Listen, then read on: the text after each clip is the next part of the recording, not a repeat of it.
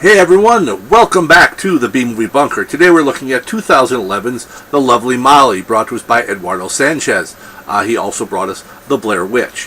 What we have here is we have the story of Molly. Molly has a troubled past where she obviously had some drug use, and she and her newlywed husband move into her old house that she grew up in, where there's obviously some history with her father, who was not apparently what he seemed and was not a good man overall.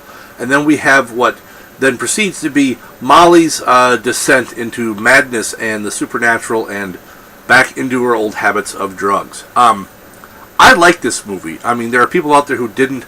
I liked it. I thought it did a good job of this kind of slow build up to the, for the horror that was going on, as well as, taking this trouble girl Molly, who obviously had all these things that happened in the past, and bringing that back up. I think Gretchen Lodge playing Molly, I think she did a wonderful job playing this girl on the brink and then tumbling over it. I like that a lot. There's some good imagery, I think, in this movie that they do, and little scenes with her talking through a video camera where she's obviously seeing her father from the past, and just some of the imagery in this movie I think is so well done.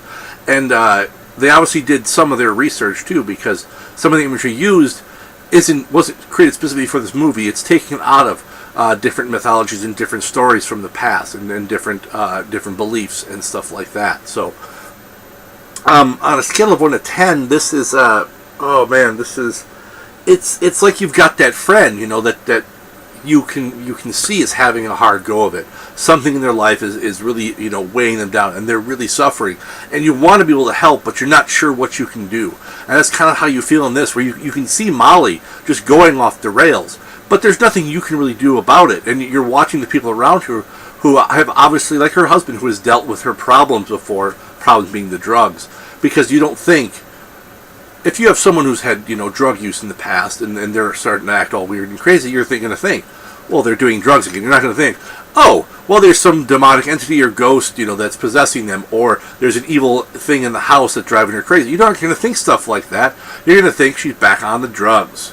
And I think the movie played on that well. I mean, there's a lot going on in here. You've got, like I said, you've got the whole horror atmosphere. You've got this past that's coming back to haunt her. There's some gore. There's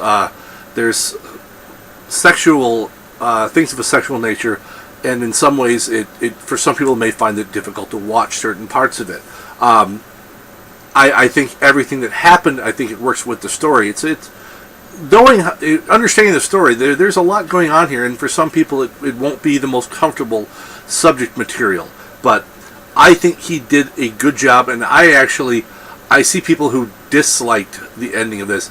I liked the ending a lot. I thought the ending was really well done.